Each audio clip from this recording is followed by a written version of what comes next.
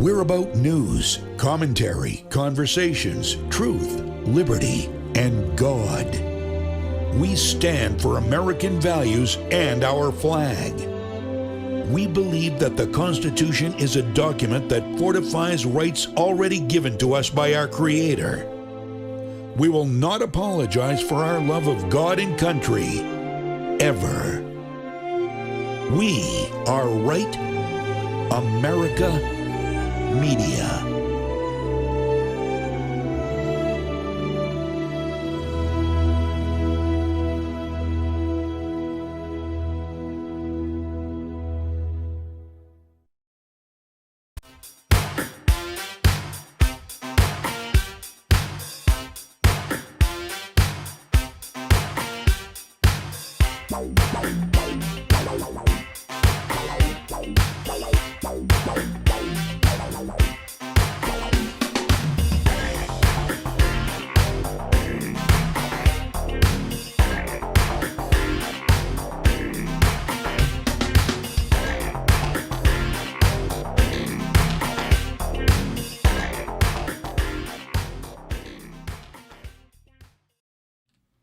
Good evening, New Hampshire.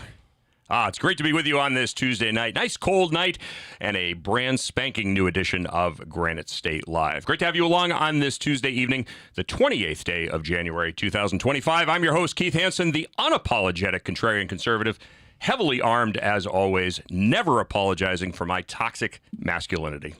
And I'm Tenacious Therese. Get ready for a very feisty show. Watch out. I think we're going to raise the temperature in the room just a little bit. And if you would like to get in on tonight's conversation, we make it nice and easy for you. Call-in number if you'd like to be a part of tonight's program. Toll free 833-603-TALK. That's 603-8255. You got to stick the toll-free prefix in there. So 833-603-8255. And if you'd like to have your mug featured as well, we can do that on video as well, too. Just send an email to granitestatelive@gmail.com. Put the words video link in the subject line, and the production team will get that link out to you lickety-split.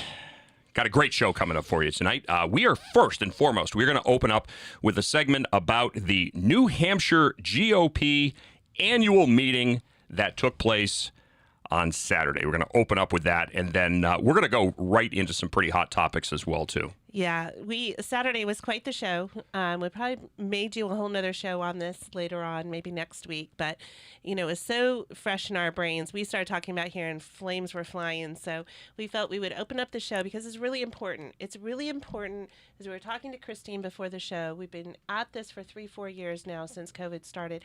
And a lot of people just feel like they're drinking from a fire hose of all this information, all this crazy corruption, and they don't know where the low-hanging fruit is. And we keep missing the mark by just a few individuals to make a really powerful change and impact here in New Hampshire. And it reminds me of the Bible verse that says, don't look to the left, don't look to the right, stay focused.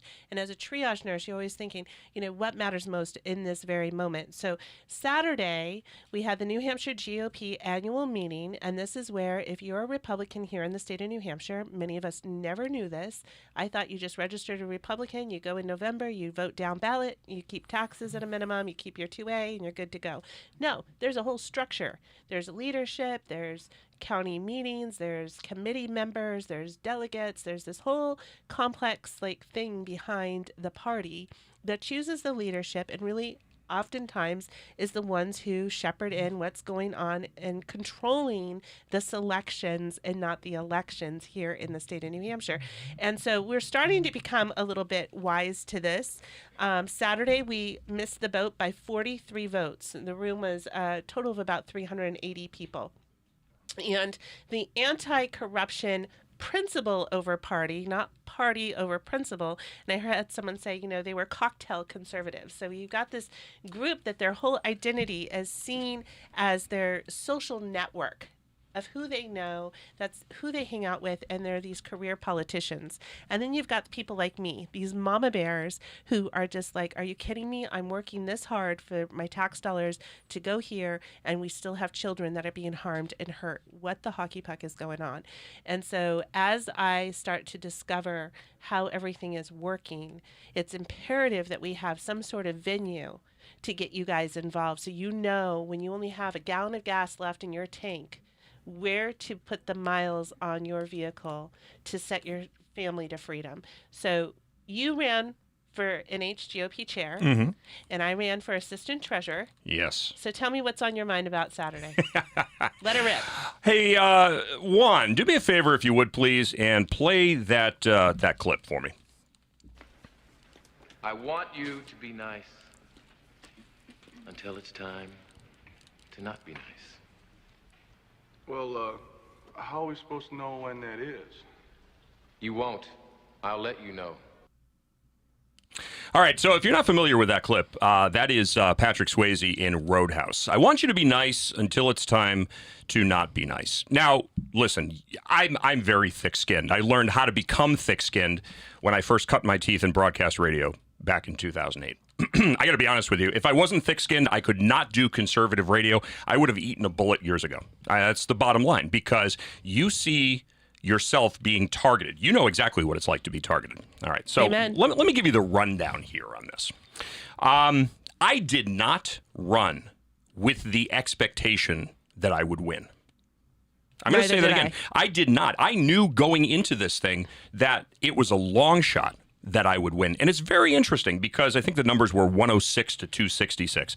And you know what? It's very interesting. When I first ran in 2018, those were virtually the identical numbers. I mean, it was right to that same number. So here's what we understand.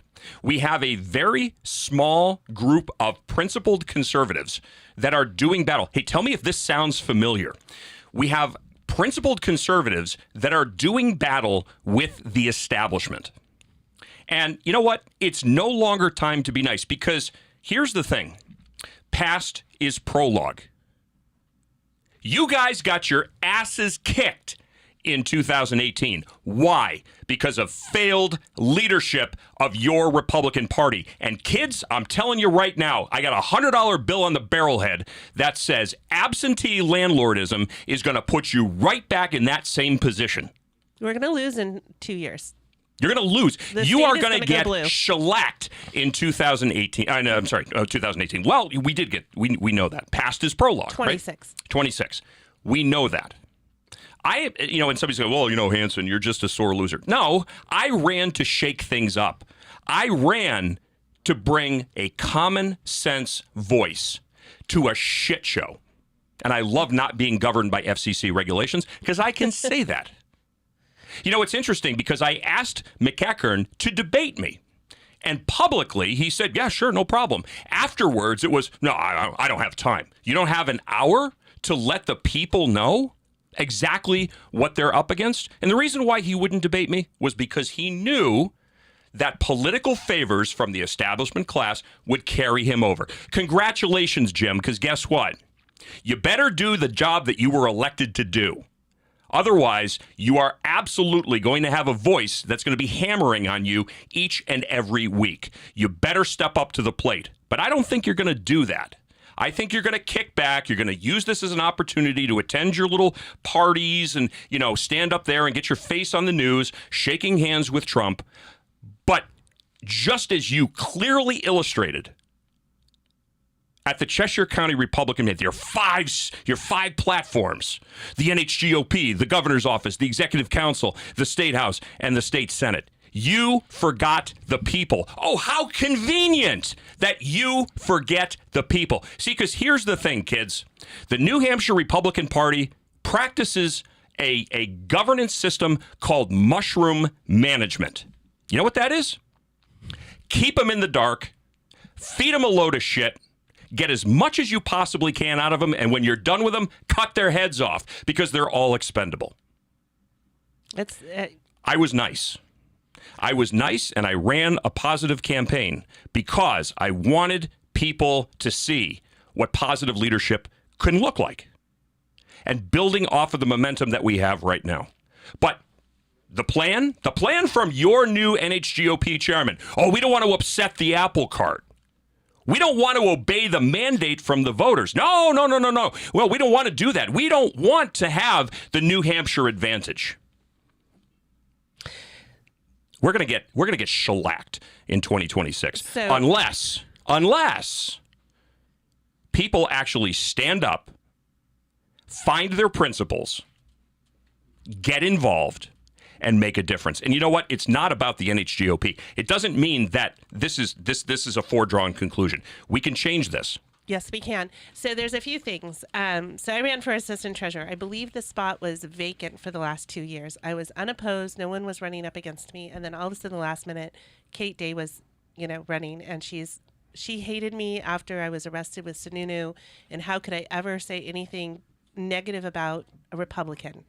That was all over, that is their mantra, party over principle. It's almost like a dysfunctional family where there's abuse happening, but you don't say anything out in public. You have to stay quiet out in public. Well, my dad always said, if you don't want to be shamed, don't do things that are shameful, right? You need to be honest about what's going on, else the public and the general, we're never going to change anything. We're never going to make it better. We're never going to fix the dysfunction. But I ran out of principle. Randall Kelly ran 2 years ago. He is gone. He was a patriot, a dear friend of mine, and I said, you know what, I'm going to run in honor of Randall to show him that I stuck with it and I didn't get off the highway and I stayed in the game. And so I went, and next thing I know, there was a letter. They spent the money to send a letter to the 500 committee members disparaging me, that I didn't support AOT after the primary, that I didn't support Stephen, who was my opponent after the primary. And I'll tell you why I didn't support them, because this is what the show was supposed to be about tonight, and it's going to be about tonight, is the children. We have children that are being raped and sodomized and molested and tortured in the state of New Hampshire. Well, these two were their ultimate guardians, says the evidence. And no, I am not putting my name to someone who looked the other way, who is responsible for children that now will most likely bankrupt the state. We're looking at billions of dollars of lawsuits that you and I end up getting to pay for because they didn't do their job. And so I ran as assistant treasurer. I wrote my script out, what I was going to say to everyone. And then this letter comes out, and then an email came out. It was like I was running for the governor 48 hours before Saturday. It was ridiculous.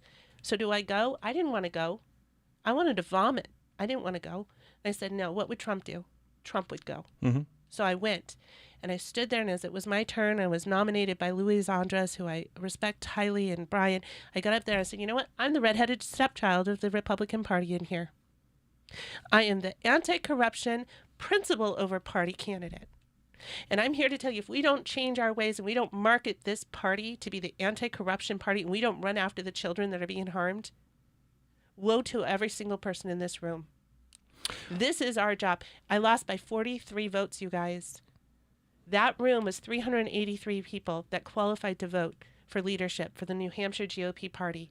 It is very easy to become a voting member. 100 people who qualified did not show up. I was just going to ask you, how many voting members didn't show up? 100. Oh, it almost reminds me of the time that 52 Republican state representatives didn't show up, and that's why the Democrats managed to put the kibosh on school choice. Remember that? Going back to, what was that? Like 2017, I think that was.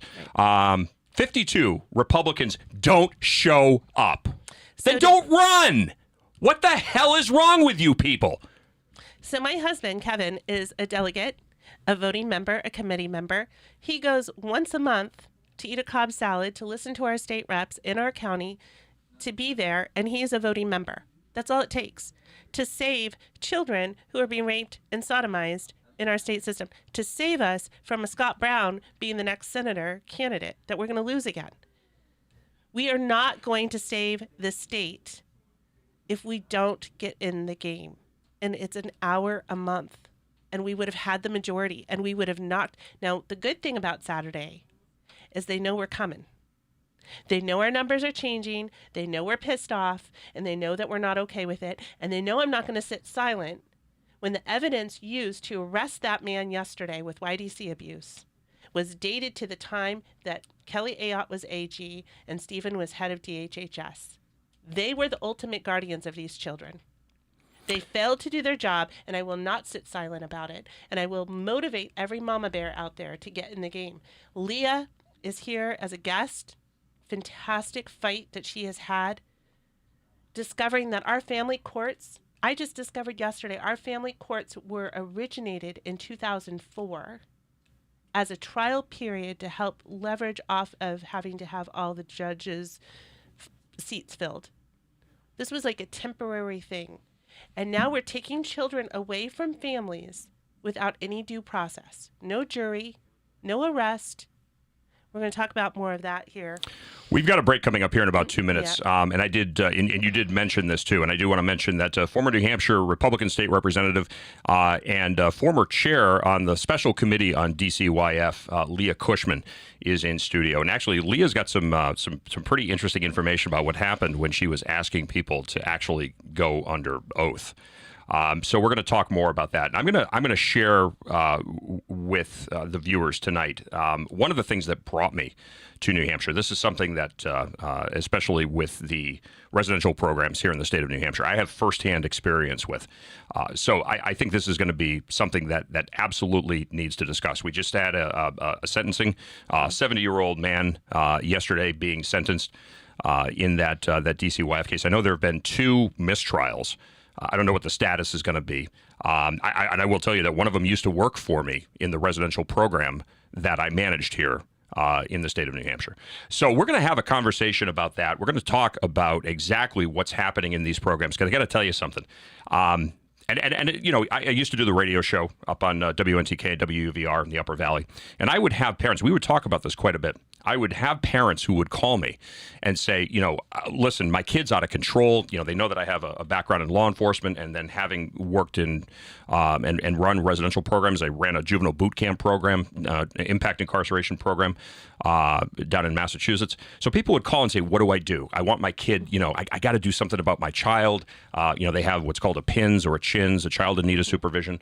And my recommendation was, yes, your kid may be putting you through hell, but whatever you do not allow the state to get custody of your child, because literally, figuratively, you will never get her child back. So we're going to talk about this, the horrors of DHHS and the DCYF program, when Granite State Live continues. Don't go away.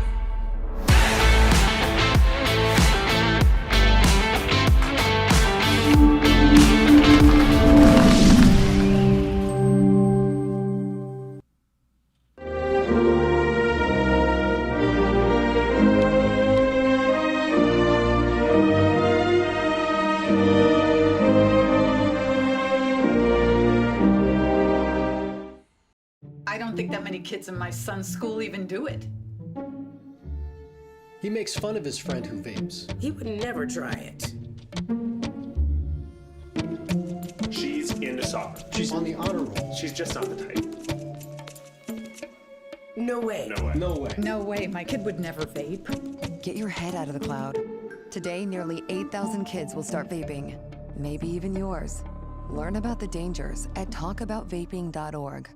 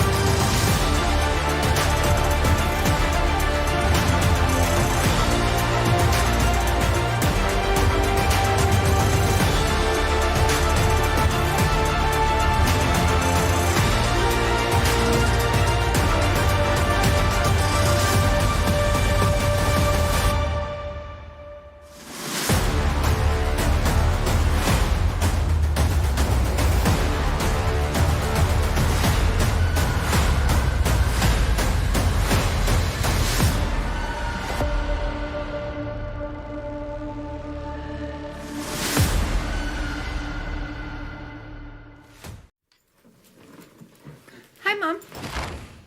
Where'd you get all this Narcotics Anonymous stuff from? Mrs. Owens had Narcotics Anonymous come and talk to our class about meetings that can help people stop using drugs.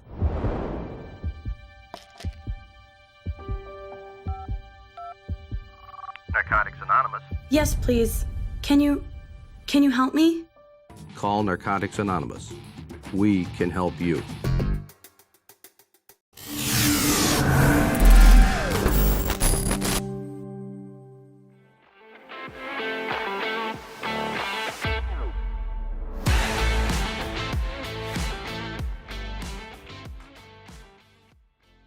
Welcome back to Granite State Live. I'm your host, Keith Hansen. Therese is catching up on, so I guess evidently we poked a hornet's nest because she's getting a lot of text messages there. So we're going to get into that here in a second. We're not going to spend a lot of time on the NHGOP thing. We're going to talk about the DCYF thing. But I do want to mention one thing, and that is many of you are watching this on Granite Grok. And GraniteGrok.com has been shaking up politics and keeping politicians on their toes for nearly 2 decades. And they are just getting started. Since they launched in 2006, the Grok has grown from New Hampshire's top conservative blog into the leading voice for political news, commentary, and analysis across New England. And now it's become the destination for conservatives in Vermont, Maine, and beyond. And they are getting readers and interactions from around the globe. And there is exciting news because the summer revamp just took place. Well, I know it's in the winter time now, but I mean, they're still working it out, and it actually looks really good. Granite Grok is now cleaner, faster, and easier to navigate with fewer ads and a streamlined way to find the content that matters to you. And they've brought back the local podcasts and the live video programming, just like the programming that you're watching right now, Granite State Live. If you have something to say, the Grok has made it much easier for you to get your op-eds and your press releases published on GraniteGrok.com. Just email Steve McDonald at steve@GraniteGrok.com. Again, that's steve@GraniteGrok.com. And if you believe in supporting independent journalism, you can always contribute via the donation link at the bottom of every page on their website. And what I personally like about Granite Grok is that they're powered by their readers and their viewers, not by advertisers and not by politicians. That means that they answer, just as you were talking about, principle over politics, and that's what we love. So bookmark GraniteGrok.com today. Follow them on Facebook and X. You can always check out the archives of Granite State Live on the Facebook page as well, and I believe on the X feed. That's GraniteGrok.com. Check them out today. So back to YDC. So first and foremost, you guys know that I wanted to create a show where there was action oriented. So I'm tired of everyone talking about the problem and no one talking about the solution. So I want you to stick with us because I'm going to give you some tangible solutions. First and foremost, before COVID happened, many of you know that I have siblings that were adopted. I wanted to adopt. I have 2 boys that I did adopt out of YDC or DCYF care, but I wanted to adopt them all once I knew the stories. I wanted to get every single child out of state custody as fast as I possibly could. And there was no way that I could take on 1,100 children, which is the average of what we have here in New Hampshire. But I found a ministry called the Forgotten Initiative, and it was to connect the community with the needs of these children. And because they're minors, they're out of sight, they're out of mind. People don't realize what is going on and how dire it is. You see people go to the ends of the earth to rescue a dog or a horse, and everyone that knows me knows I have a whole farm, but we don't do it for our children, and we need to be doing it for our children. People say, Therese, be careful what you're talking about. You're going to get in trouble. You know, you're going to get defamation suits, all these things. No, it's all right there, black and white, easy for anyone else to find it. So in the David Meehan trial, David was the first victim at the Sununu Center to take it to court and not just take a settlement. God bless him. And if you watch that trial, that man went through I can't even tell you what that man endured in order to actually take and get the truth out to us, the public. And we are failing him if we don't take the time to watch his trial, because he did it so that we would know the truth, so that we would be motivated to go and save other children. David not only got an $18 million award, this is the first one to go through, he also got an additional $20 million simply because of enhanced damages. There was such a huge avalanche of evidence that it did go to the superiors, that the leadership did know about it, that it could have been prevented, that he went to the police, that people that work there that took the stand to say that they knew this was happening, and yet they clearly failed to do anything to intervene.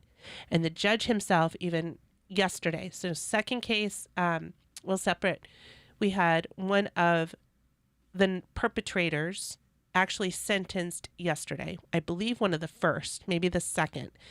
But do you know that this has been going on for about 10 years, and the 11 initial perpetrators were still walking around out on bail, still getting their state pension, not going to trial. One of them has been deemed incompetent, which I question whether that is legitimate.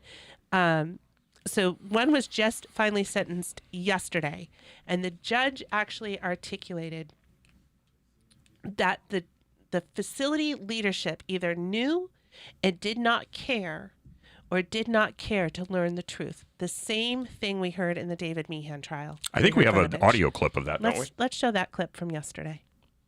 In the 14 years that I have been a judge on this bench, this is one of the most sadistic cases that I have ever seen. The judge not mincing his words when he handed down the sentence of 2 consecutive 10 to 20-year sentences to former YDC employee Bradley Asbury, calling his actions an abuse of power. You knew better and chose to harm Michael Gilpatrick in the most unspeakable way. In November, a jury found Asbury guilty of holding down Michael Gilpatrick as other YDC staff sexually assaulted him in a stairwell back in the late 90s.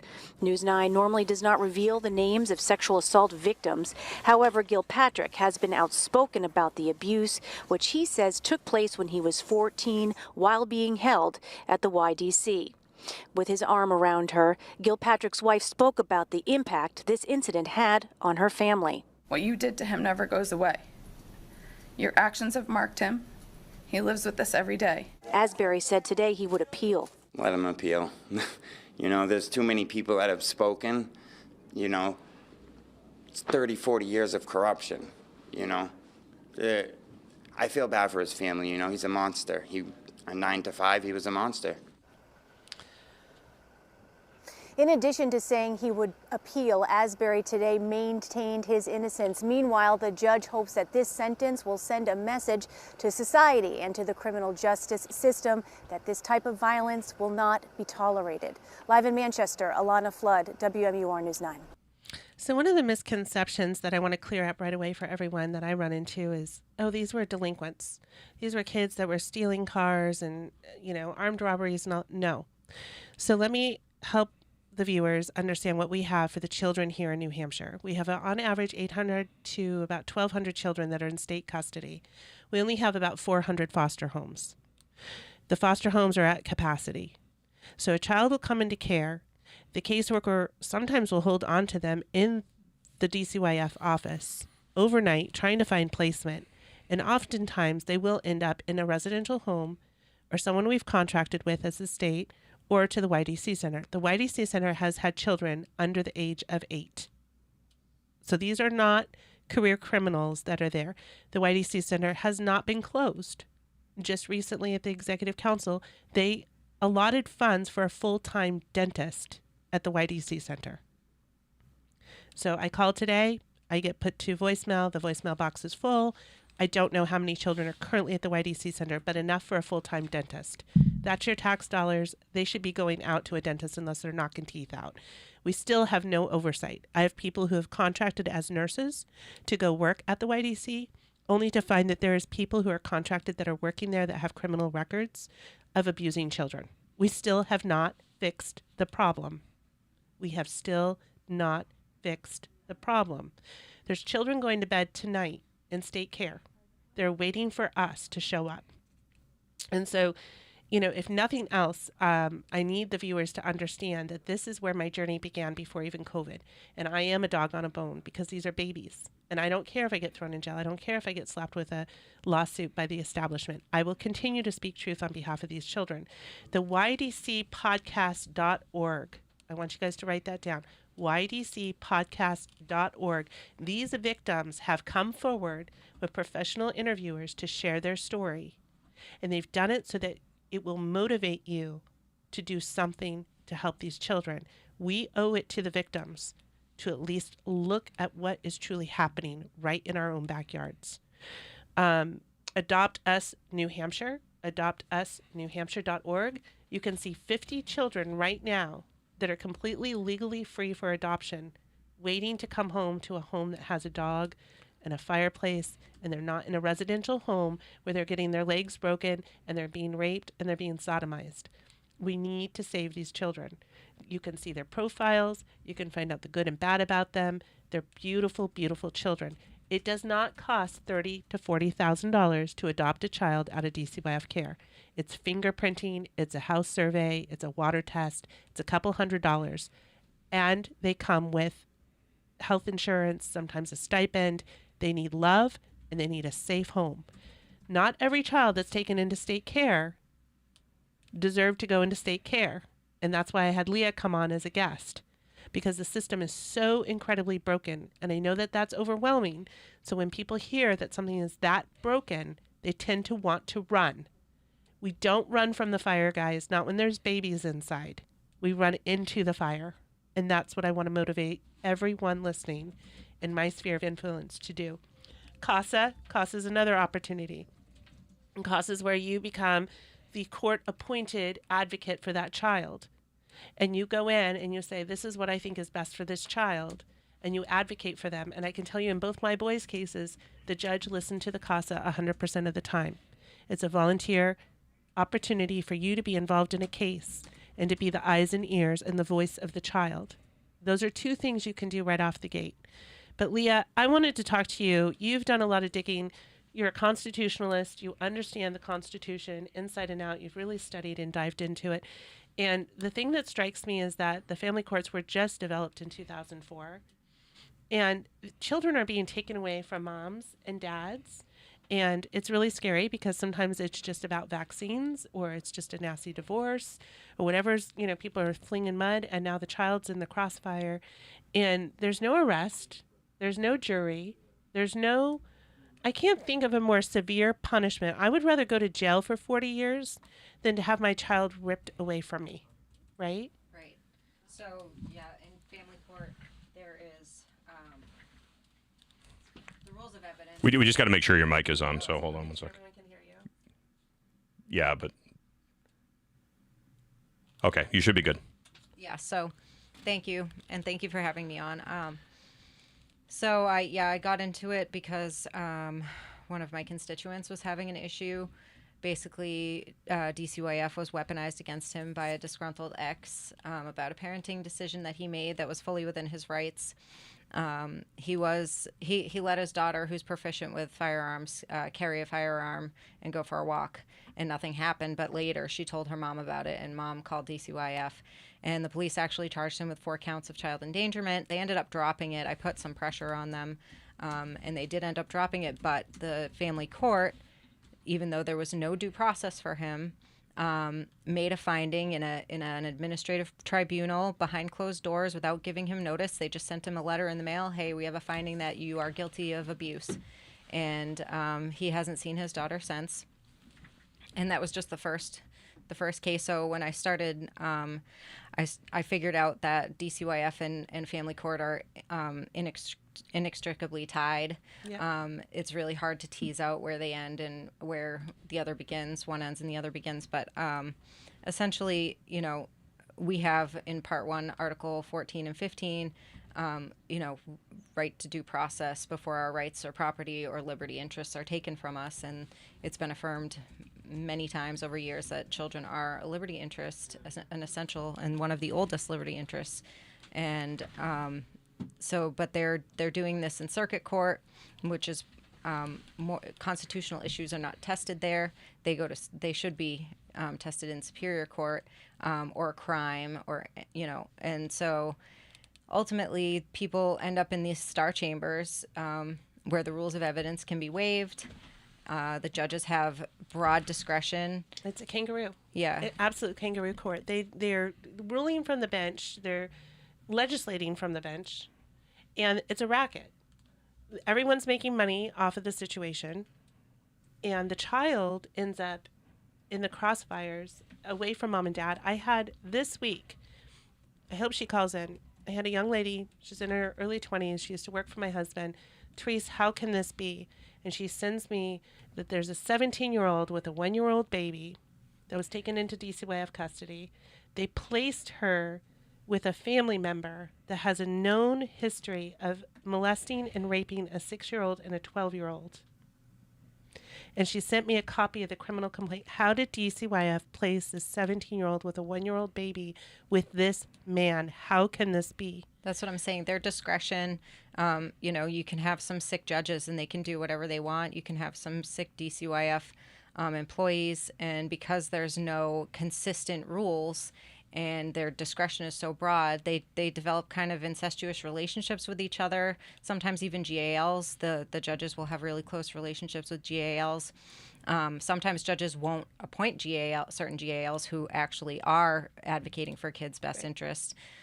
So it's just really, they have, and everyone in the court pretty much are 1099 contractors, and they all get paid by grants and incentives from the same federal programs. So there's no impartiality.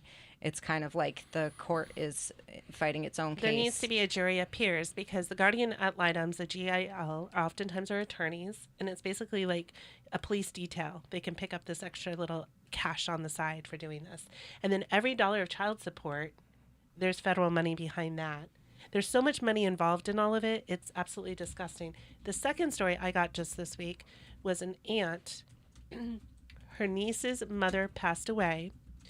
Dad went and remarried. He remarried a DCYF supervisor. The new wife adopted her.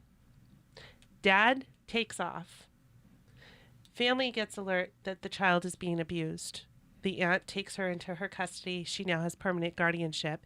And the findings were solid on this DCYF supervisor that she was indeed abusing this child. But this woman's contacting me because she says this DCYF supervisor still has 3 children in her custody. Yeah, people find it hard to believe that It's bad. That it could be like this, but you have to understand that people who want to do things wrong to children will seek out these. That's why we need good foster families. We need, good loving people to actually, adopt children. And there's a lot of people who just seek out fostering to exploit, getting the money, Right, or exploit the kids that end up in their care. Hey guys, I got to interrupt here real quick because we do have to take a very, very quick break. And I do want to make a mention too, because I know some people are trying to get in on the phone lines. So we did have an issue with the phone lines. They are back up and running right now. 833-603-TALK. That's 833-603-8255. Much more on the DCYF program with Therese and Leah Cushman when Granite State Live continues. Don't go away.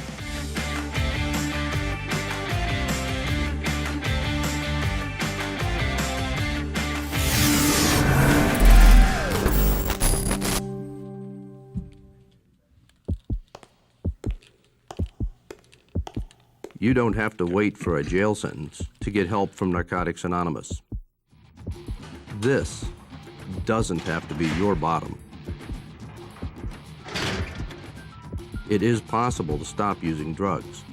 Call Narcotics Anonymous. We can help you.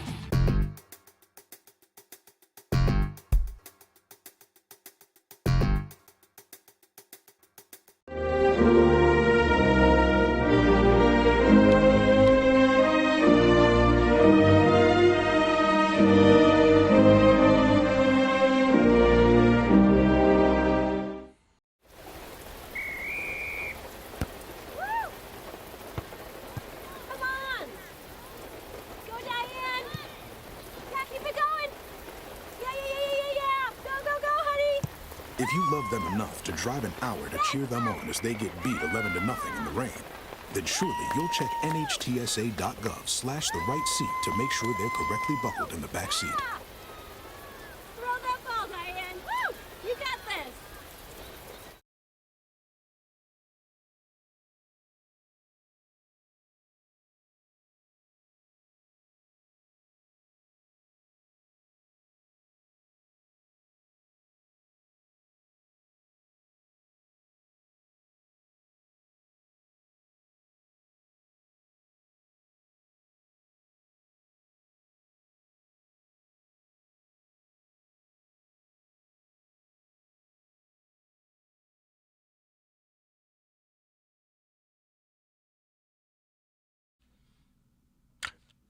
I guess we're back. All right, so we're back. How about that?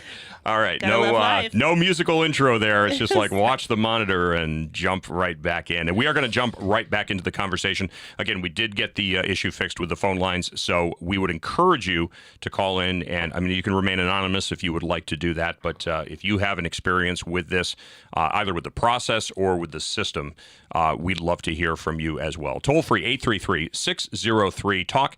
That's 833-603-8255. And if you want to go on video, I'd imagine probably a lot of people don't want to do that on this particular topic. But granitestatelive@gmail.com, and just put the words video link in the subject line. That's granitestatelive@gmail.com. Phone lines are open. So one of the things about residential that I want to just get out here for a fact is it's $560 a day for a child to be in residential homes. And now I'm being told, so what's a residential home? I told you there wasn't enough foster families, so they're putting them into these group homes where the abuse is just as bad as the Sununu Center. But now these contractors, like the one that you worked for a while, can't get insurance. Go figure. They can't get insurance because there's liability, because now we have the YDC lawsuits coming one after the other. So now we're shipping these children out of state, where there's even less oversight, and there's still no oversight even with the ones that are in state, which kills me. That's a piece of legislation I would like to advocate for. But, these children, they go out of state, and we had the Bledsoe case where the Office of the Child Advocacy went and traveled to see how these children were doing. There was feces and mice, and I mean, it was horrible, horrible. You would not let a dog live in that sort of situation. And the thing is, our judiciary and our DCYF and DHHS are such a hot mess that once people get into the system, it's almost nearly impossible to get out of it. It's scarier than it is hell on earth. It truly is. And that's what a lot of the victims speak to. And what I want, Leah, you decided to be part of a DCYF commission at the State House to start to look and listen to the families and the voters and what their experience was. And you decided you wanted everyone participating in that to take an oath. And what happened? Yeah, so it's as soon as I started swearing people in, it's within our purview. It's an authority that... Hang on, because your mic's not on. Go ahead. Thanks. Yeah, so I asked the speaker to form the committee because the people were asking for it, and he dragged his feet kind of the whole way and appointed a bunch of obstructionists on it, but I kind of rolled with it, and we had the first meeting. It was organizational. That was fine. The second meeting, the public started coming in, and I wanted to set the tone that we're serious about investigation. I really studied the investigative powers of the legislature and committees, and so I started putting people under oath, and the members of the public were totally... They wanted their words to have more weight. Mm-hmm. And halfway through, I got a note from the speaker, stop doing the oaths. And then I got a message from my vice chair, Erica Leon, from the speaker after, because I sent her up there. And I was like, tell him we can't stop in the middle, we'd weigh testimony differently. Anyway, he said, if you don't stop the oaths, I'll dissolve the committee. And so then he changed his story later and said that, no, he said he was going to remove me and that was it. But that was his second threat, was after that. And it was a whole thing, and he ended up taking me off the committee that Friday. And that was Sherm Packard, mm-hmm. who's our Republican. Mm-hmm. So, we go down ballot Republican, and we're not holding the feet to the fire, that we are not dealing with the fact that we are unconstitutionally taking children away from their families to put them in situations where they may go over state lines. And, that committee was not the first of its kind. When I first got involved with my boys, it took me, they're now 10, so it's been 10 years for me. There was something going down at the State House for foster parents to come and speak to the difficulties they were finding. And I was off that day, and I'm like, I'm going to go. And I sat down to Joe next to Joe Ripsom, who was the head of DCYF at the time. And the conversation was about children that go missing in DCYF. And I asked the obvious question, well, do we put them on a milk carton? Do we do an Amber Alert? Like, what do we do when they go missing? Oh, no, we can't do that because we'd be breaching their privacy that they're in state care. So I said, these kids just go missing and nobody knows about it and nobody goes looking for them? And there was silence. Yeah, it's crazy. There was a girl who went missing only a couple months ago from the Nashua Children's Home, and they didn't call the police. They didn't, report her missing for like 2 weeks. Her dad kept, telling them you need to report it, and they didn't. She did. She was found. Thank God. We had 2 girls that came back after they had aged out of the system. They had gone to a residential home across state lines. Someone had come, hey, let's go out and party. Come with us, jump in our car, sneak out. Someone who worked there. Next thing they know, they're being given drugs. They get addicted. They're turning tricks to get their fix. All of a sudden, they're sex trafficked. And here they are to come back to say this is what happened to us when we were 15 in state care. Yeah, most sex trafficking victims in their early 20s and teens came from foster care, state care. The children that are aging out from the system have like an 80% chance of either going to jail or ending up homeless. Or, we are not setting them up to succeed in any way whatsoever. And so, I want to thank Leah for your willingness to get in and dig deep and say that right there is not constitutional. It's not okay. We need to flip it. But to flip it, we need to get the right people elected. And we need to dissolve these family courts. We need to put these situations in front of a jury so that when it's a nasty divorce or when something's going on, that it's truly, something that's criminal where that person is arrested and actually jailed for what they did to that child. If we find a child and they've been tied up in a basement and they've been whipped, yes, rescue that child, get them out of that home, get them to safety. But there's so many other cases where the situation is just completely bananas. Yeah, today during the HB 553 hearing, advocates for that bill they're advocating for being soft on crime on one hand. They're like, we're going to bring it into this civil venue in the family court and, before we make it criminal. And I'm like, if there's abuse going on. It's criminal. Yes, it's criminal. And then they want to make it so that they can bring parents in for things that are not crime too, things that you can't be measured. So was that the rationale, you think, from going from like the family situation becoming like criminal, someone's getting arrested and going to jail, to let's soften it and have this dispute because there's emotions involved, to a family court setting, that they thought that would be healthier for families, and now it's just become this runaway train where everything goes, and if you've pissed off the judge or that attorney wants to drag it out for another 10 years or someone wants to take off with the kid, all of a sudden there's just no oversight. Yeah, it originally started that way. That was what they said. It's been an experiment since 1980. Before that, child abuse was treated like any other crime. And now when you have DCYF, where people call DCYF with reports, it's hearsay, so you can't go and get a warrant right away for surveillance or to search. So if they have to rely on voluntary cooperation from the parent. So it provides a lot of opportunity for a kid to slip through the cracks because sometimes they can't make contact or sometimes the parent will hide or coach the kid. Whereas if they used law enforcement from the beginning and surveilled and did a real thorough investigation and went off of not hearsay evidence, but someone actually putting their name on it, there'd be a lot less false reports, right? And probably a lot less cases where kids are taken, more quality unnecessarily. Results, right? Well, I want to thank you for coming on and speaking to this, and I hope that you stay in the fight. And anytime you want to come on the show and let people know where they can get involved, what can they do? Sure. What's the one thing that you would tell the masses right now if they only have 10 minutes? What would be the one thing you would think would be the best? Well, I'll plug my organization, New Hampshire Family Justice. It's nhfamilyjustice.com. We're just getting started kind of tracking legislation. We're putting an education page on the website with court cases and the, court resources, the rules of the court, things for litigants and families so that they can fight for their kids. The resources need to be there. It's just such... And guys, you need to understand that New Hampshire, this is systemic across the country, right? So, but the thing that's different about New Hampshire is it is a parents' rights state. And a lot of times the children are treated like property. And yet at other times you've got judges and you've got guardian ad litems and you've got DCYF workers that are kind of on a power trip. Their job is really, really tough, right? So they're traumatized. They're dealing with secondary trauma. So anyone that rubs them wrong, they naturally default to like a retaliatory kind of attitude. And then you've got a parent that's scared, and you've got, it just becomes a Harmony Montgomery. That family should have been able to go and get diapers somewheres and get a good quality sleep and get some food and get some sort of what they needed for that father not to flip the way he flipped, or to identify him and get him the mental health or get him out of there before that child was murdered. We're broken on all ends of the spectrum here, from the innocent families that I talk to that have their children taken away from them to, I had another one.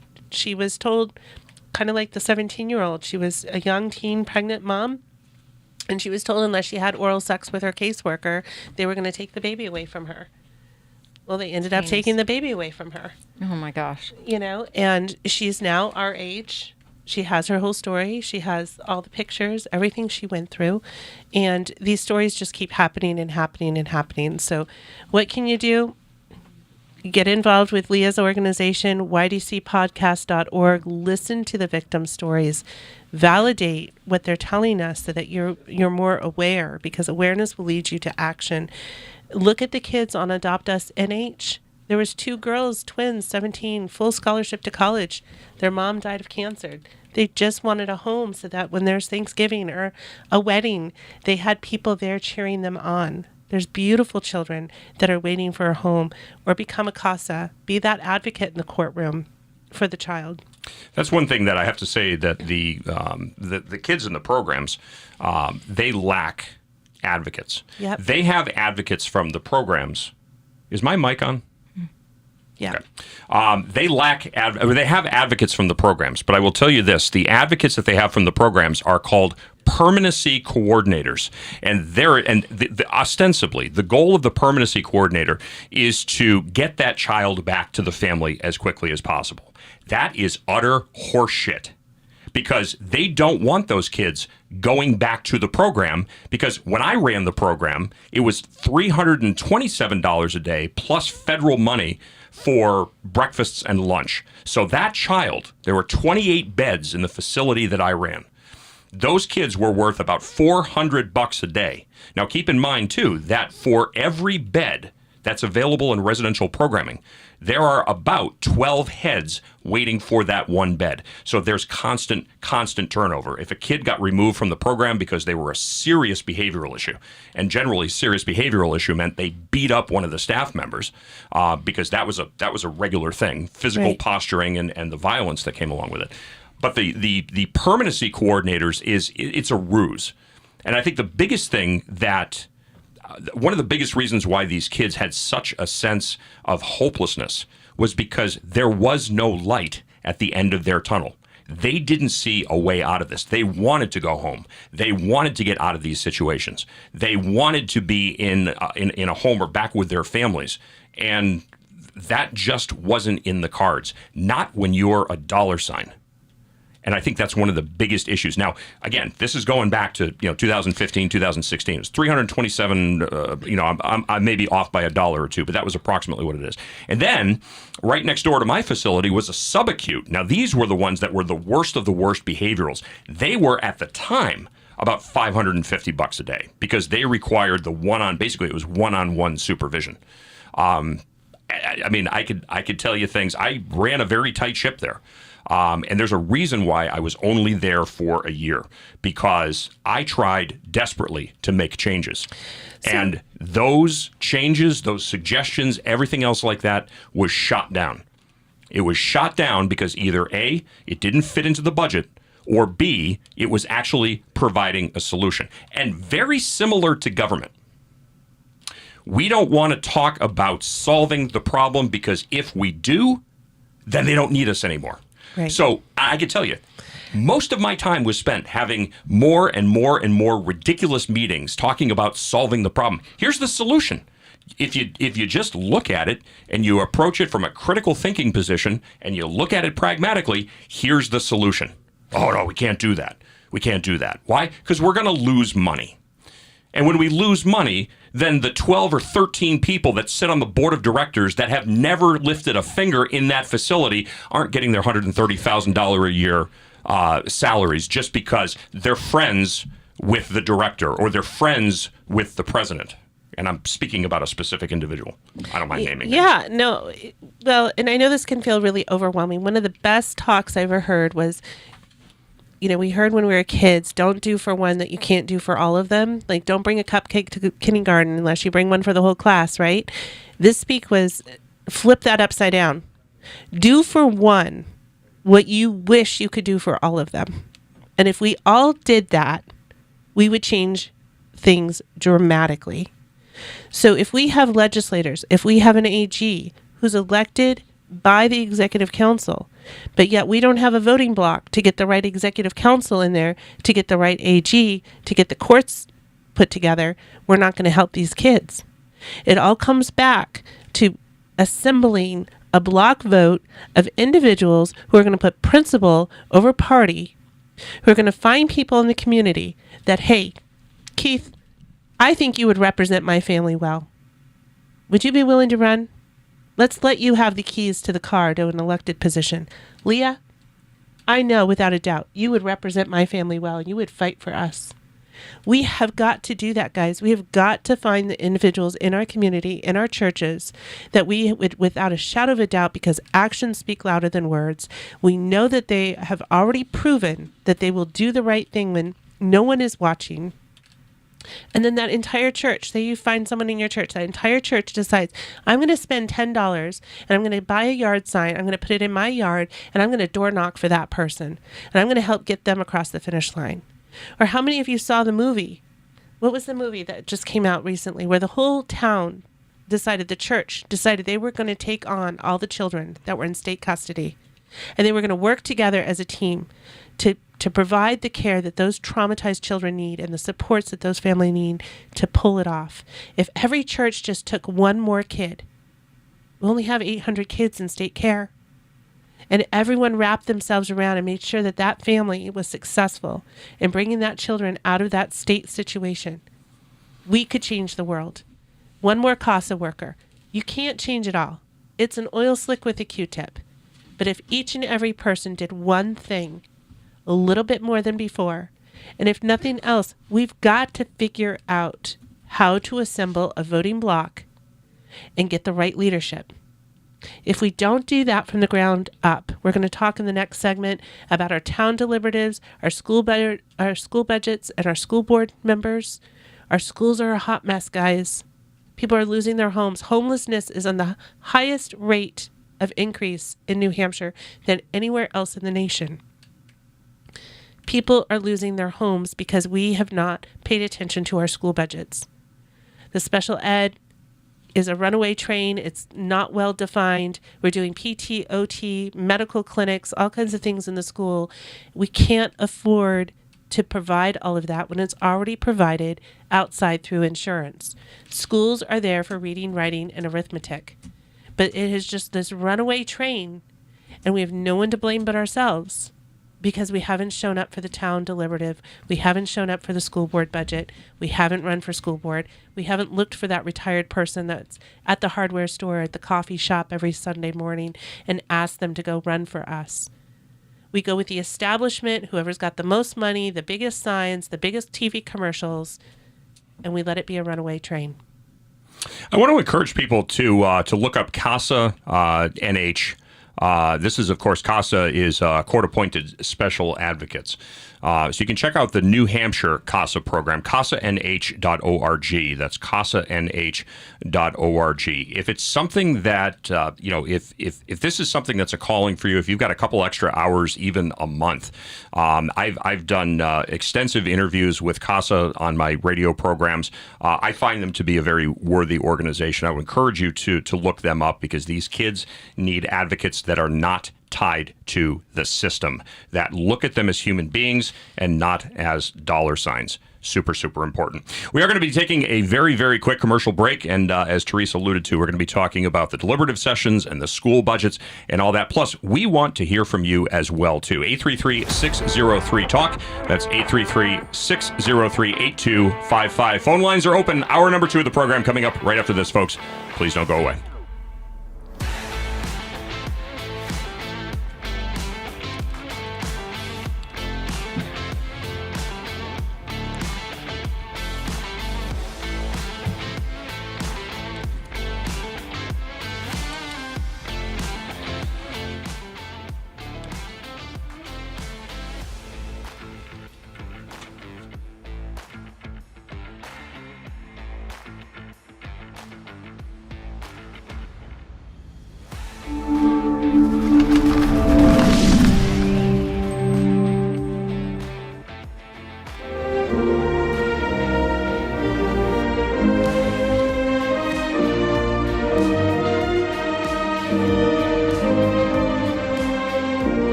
my son's school even do it?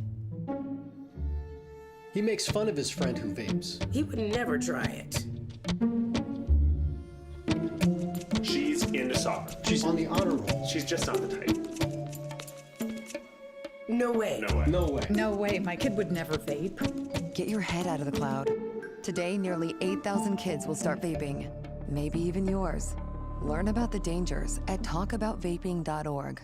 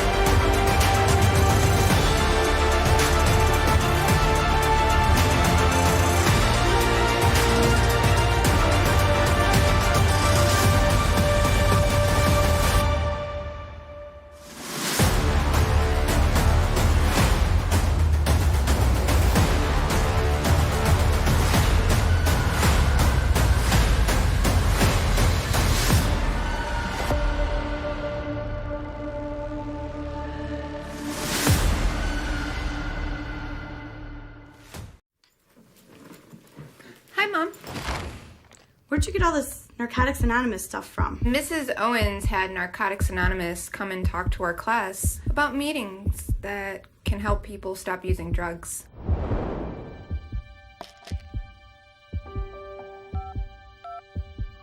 Narcotics Anonymous. Yes, please.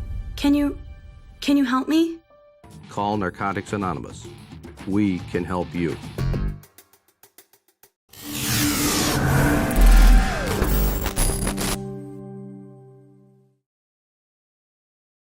Well, we're back.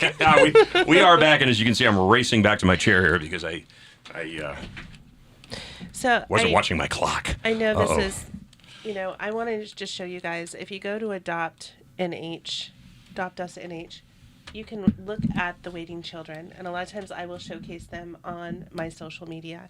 But I really want to encourage you guys, go out and look at these kids. Go out and just look at the kids that are waiting for us to step up. And if there's just one person who's motivated to consider fostering or adopting a child and rescue them out of the residential homes. You know what I want to know? I want to hear from somebody who has tried to go through the adoption process, because it is, from what I have had described to me, the most arduous, almost like it's designed to stonewall you at every step of the way. I did it. Was it difficult?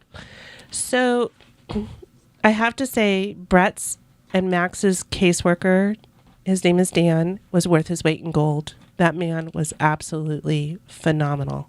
He was so kind and so amazing. Our CASA worker was absolutely phenomenal, fantastic. It took 7 years, so that might scare a lot of people. But that was not a child that was legally free for adoption. That was going through the entire process of having him for a year, having him go back to mom and dad, having him come back to me, having to go through the process, making sure there was no other biological family that was suited, mom and dad kind of getting their act together, then not having their act together. So it is a long journey. And people say, I could never do that. I could just never do that. And my answer to that is, okay, do you think I'm just a callous jerk that I can do it? That's really not the way you want to approach it. The way I look at it is, if those boys have to walk that road, there better be a grown-up brave enough to walk the road with them. And that's how I looked at it. And when Brett was a year, I had him the first year of his life, when he did go back to his parents, I did feel like, I remember collapsing in my driveway and feeling like my heart was just pulled right out of my chest, like a child had just died. And there's no way to really explain that to people. It is very, very hard. But he came back, and not only did he come back, he came back with his brother, and now they're 10 and 11, and, doing fantastic. And it is by far the best assignment God ever gave me. The children that are out here on Adopt NH have already gone through that whole process. So these children, you're not dealing with court. You're not dealing with going back and forth with mom and dad. They've already gone through 80% of the journey. They're just waiting for a home to say yes and a good match. So these kids, you're not going to go through that nightmare, all those nightmare stories that you heard about. So people think it costs a lot of money. People think there's going to be a lot of heartbreak.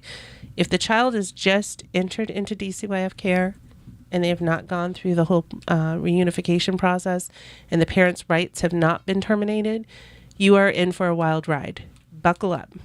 And what you do is this day, I have this child. This day, I'm going to show this child what it is to love and to be connected and to be safe and to be able to be a child. And you focus on one day at a time. And wherever the journey goes, it goes. And you have to be hands wide open. You got to let God write the story. But the ones that are out here on Adopt NH, they're legally free. There's no more court hearings for them, except for maybe the celebration of an adoption. So that's why I'd really encourage you guys to stop and take a look at these babies. Every time I do, Kevin's like, what's another pair of soccer cleats? Let's do it. It's really hard to look at these children and not want to run in and get them out of the system. I've heard from so many parents, again, in the Granite State, who are either interested in adopting, and of course I hear the horror stories about the foster parents as well too. Whatever we can do to get these kids out of the system, I think is the biggest thing, because the system does not help anybody. It really doesn't. And I hate to be such a Debbie Downer about the conversation, but I think anybody who has an iota of critical thinking skills looks at the situation, looks at what's happening right now with YDC, and says, listen, this information now is just coming to light. I mean, this is nothing new. You saw the residential facility down in Florida that they had a graveyard out behind this facility. They were doing ground penetrating radar to find unmarked graves of children that when they were in that system, they were lost. Nobody knew where they were. Nobody knew what became of these kids. And so, there's so much emphasis on human trafficking, especially from the southern border. But what's happening to kids that get into these programs, and I'll put that in air fingers quotes, what's happening to these kids that are getting into these programs up here? Where do they go, especially when they're shipped out of state? We took in a lot of kids from Vermont through a process called an interstate compact. So we would take and we would house kids either on a crisis basis. So these were kids that, for whatever reason, maybe a social worker decides to pull the kid out. They need an emergency bed until they can figure out what's going to happen to these kids. So they would come into the program. They would get searched in. They would get assigned to a bedroom. Sometimes they were there for 2 or 3 days. Sometimes they would be there for, What was the youngest child that you ever had in your program? The youngest, I think, was 12. I mean, these were typically teens. older. I would say the median age was about 14. That was 10 years ago? I started in 2015. So they had a whole audit, and it was supposed to only be for like 14 and up that they would ever consider even a residential home. And one of the findings was they were putting 6 and 7 and 8-year-olds into these placements because there just wasn't homes for them. I just want to mention there's a listener comment here. Please mention to the public to follow HB 652, abolish the family division, creating the Office of Family Mediation, and reassigning the jurisdiction of family division. Hearing date is February 11th, 2025, 1:30 p.m. in the Children and Family Law Committee. In-person testimony is more compelling. We still have Leah in the studio. Leah, do you want to comment on that at all? Yeah, I completely support that bill. That's J.D. Bernardi's bill, and he's been listening to the family court victims for years, and he understands the law. He's actually an administrative law attorney, and he's got a plan to pull us out of that process and get mediation in place instead, and ensure that the Constitution is applied and due process is guaranteed. All right, so I'm going to open a can of worms here. Leah, are you familiar with a 1983 lawsuit? Civil lawsuit? Yes. 42 U.S. Code 1983 is a deprivation of constitutionally protected rights lawsuit. It was actually, to give you a little bit of history on this, one of my favorite pieces of federal legislation. It was passed in 1871. It was the radical Republicans that passed it. It was the Anti-KKK Act of 1871, and it was designed to provide a mechanism of relief for freed slaves that had had their constitutional rights violated, primarily down in the South. And so, really, it was not used significantly up until the Warren Court. And then that's when prison reform became a big issue. This is in the 50s and the 60s. So the 1983 suit, anybody in law enforcement or I would say primarily law enforcement, they know what the 1983 suit is. And I'm going to paraphrase this, but it's any person acting under the color of the authority of any state or municipality, federal government, anything else like that. A person who is operating with arguably government authority, if they commit an act that could deprive a person of a constitutionally protected right, there is a mechanism for relief. And we saw what happened with the lawsuit here in New Hampshire. Now, that was a lawsuit that was fought and won in state court. But what happened to that $18 million judgment, Therese? He still got it. But it got capped. No, they overruled it. They did tried. overrule the cap? Okay, so I stand corrected on Yep. that. Here's the thing, though, with the 1983 suit, that the petitioner does not have to show that actual harm resulted from the action. All they have to do is establish that the action was committed by the person operating under the color of law or the authority of a state with arguably government authority. And one of the most landmark cases that dealt with the 1983 suit was when it was the Monell case in 1977, Monell versus New York City Department of Social Services, that the agencies as well could be responsible through creating a culture in which tacit approval, training, failure to train became major issues. Because up until that point, people were like, well, only a person can violate another person's constitutional rights, an agency can't. And in the Monell case, the court said, oh, no, because an agency can create a culture within which certain actions are supported, tacit approval, people are looking the other way. And unfortunately, that's oftentimes what happens. And I think that's really what boils down at the YDC situation. People who were in positions of authority either looked the other way and then just said, okay, well, basically that's tacit approval. I know what's going on, but I choose not to take action against it, so you are tacitly approving that. Or I'll go out on a limb here and say that they participated actively themselves. Well, and what I'm hearing too is people are like, I'm seeing all the ads on social media that they can just get a settlement, just get their settlement. It's like $100,000 at the end of the day. And, the people that put that into play are, again, re-victimizing these victims. The 1983 is absolutely appropriate, and they know that if they go to court, we're bankrupt. They have bankrupt. And what does Kelly Ayotte say when she's in a debate with Chuck Morris about this? Oh, that's just a conspiracy. Really, Kelly? Really? Because the evidence that was used to indict those 11 men were during the time that you were Attorney General. And you were ultimate guardian of the children in state custody. She was assistant AG under Peter Heed, and he started an investigation a month before he stepped down for sexual misconduct. And she took over, and there were never any more, she closed that the file. investigation was closed. So when the state ends up with these lawsuits that we, the taxpayers, end up having to pay for, and now we're having to send our kids out of state because our in-state contractors can't get liability insurance, how do you like those apples? And it comes back to, we didn't have a voting block of 70,000 people to get the right people on the ballot for November in that voting primary. Because it's the executive council who decides who the AG is. And I'm going to tell you, Formella is just as bad as Ayotte as far as corruption goes.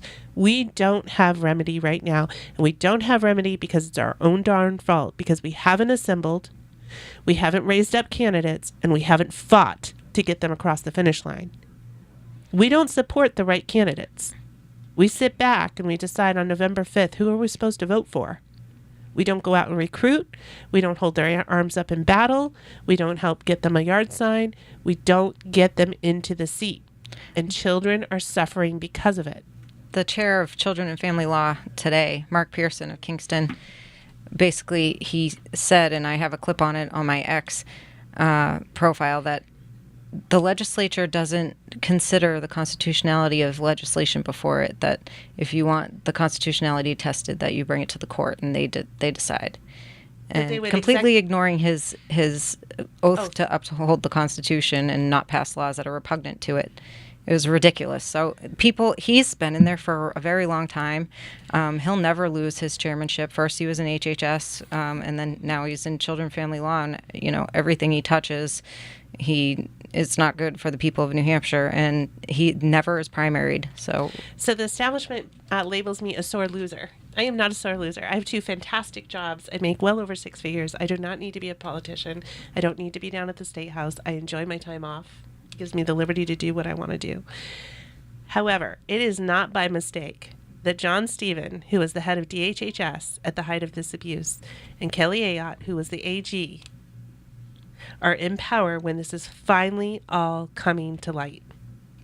And they're going to do everything they can to fast track it and sweep it under the rugs. But what kills me the most is that it's still happening.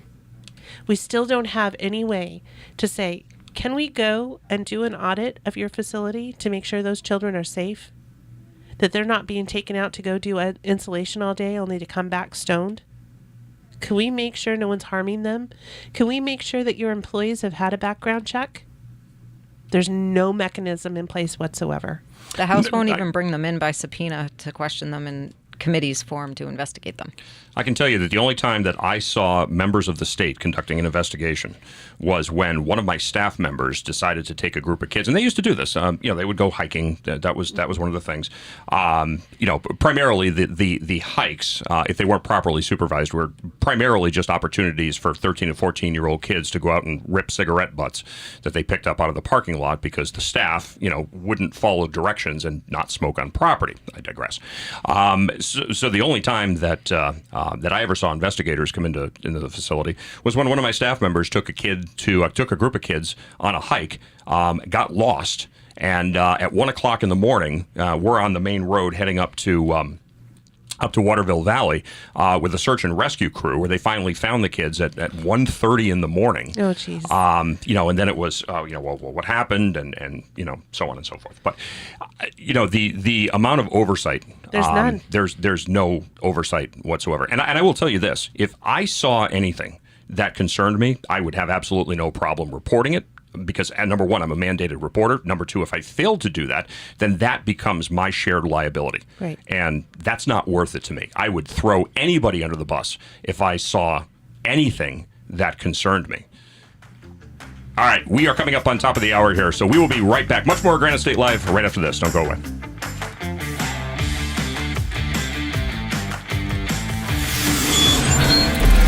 Mark Pearson is the chair of the...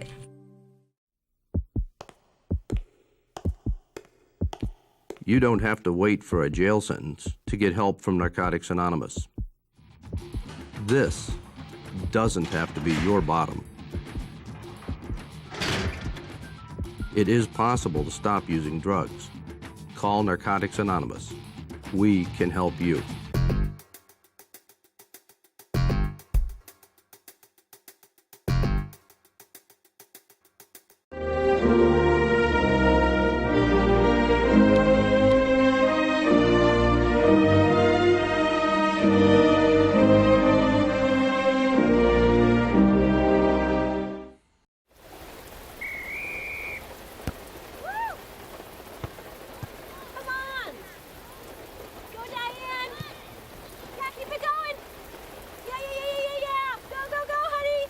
If you love them enough to drive an hour to cheer them on as they get beat 11-0 in the rain, then surely you'll check NHTSA.gov/the right seat to make sure they're correctly buckled in the back seat.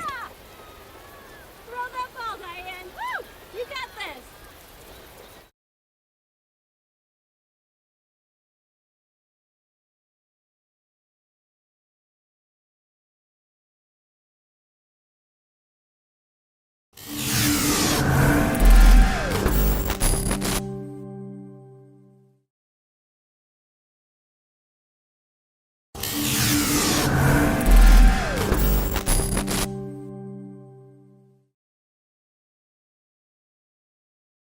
All right, welcome back to Granite State Live, 833-603-TALK, if you'd like to be a part of the program. Again, 833-603-TALK, that's 8255. If you would like to get in on the program, phone lines are open. I think we had the issue with the phone line worked out, so I think we got that.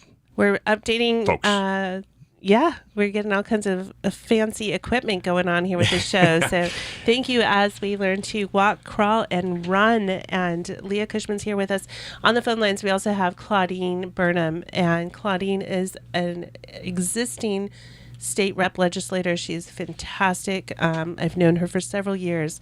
Very polished, full of grace. But she is, in my mind's eye, when I thought about who could help us with the town deliberatives and the school budgets and warrant articles and SB2 and all the stuff that's coming up right now. Some of you are already having what they call deliberatives in your town, which is where your town comes together and basically gets to have civil discussion about what should and shouldn't your tax dollars be spent on, and policy changes. And I know that Claudine has been very active in her town.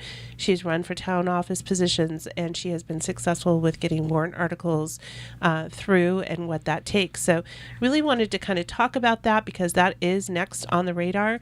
I am currently trustee of the trust in my town of Loudoun. I never ask you guys to do something that I myself don't try to do. Again, if you can assemble the patriots in your town, find the people who are able and willing to run for civic duty, and then support them in getting them across the finish line. We did this in Loudoun, New Hampshire. It took us 3 cycles. On the 3rd cycle last year, we won all 7 seats. So it does work. It is a grind. It doesn't come easy. It does take tenacity, but it can be done. So Claudine, I believe you're on the phone lines with us. Can you hear us? Oh, there you are in video, even better. Yes. Thank you for joining us tonight. Oh, boy. So tell us, we have the town deliberatives coming up here in New Hampshire. What is something that you would want someone who's really never participated at the town level elections to kind of know? Let's start from kind of someone who's like, gosh, yeah, I know things are broken and I know I need to start doing something. Where would you kind of guide them, or what would you tell them?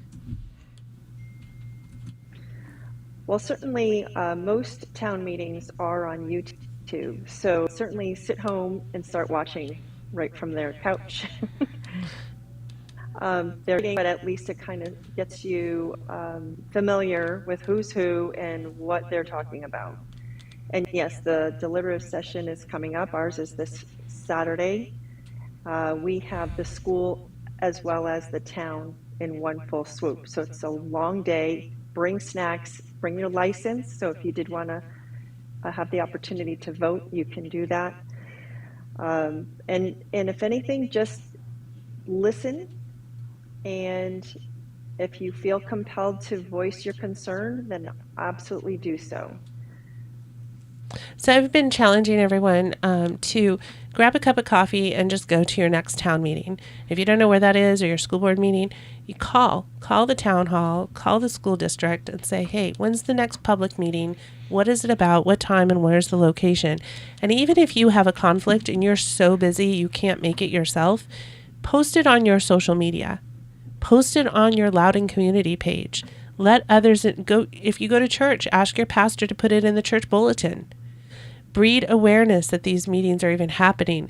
And then if you're going out to the YouTube, which most of them have the YouTube, take that link and also post that out onto social media.